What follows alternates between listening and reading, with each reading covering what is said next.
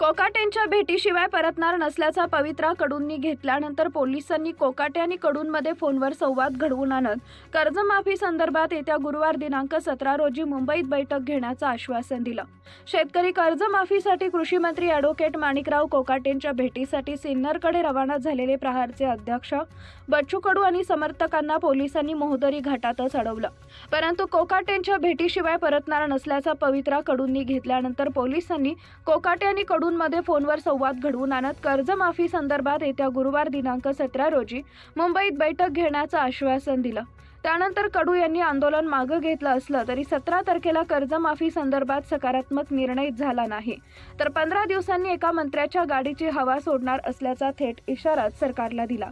विधानसभा निवडणुकीत दिलेल्या आश्वासनाप्रमाणे राज्य सरकारनं शेतकऱ्यांचं कर्ज माफ करावं, त्यांच्या शेतीमालास हमी भाव मिळावा यासाठी माजी आमदार बच्चू कडू यांच्या नेतृत्वात प्रहार जनशक्ती पक्षानं शुक्रवारी पहाटे कोकाटे यांच्या नाशिकमधील निवासस्थानाबाहेर मशाल आंदोलन केले।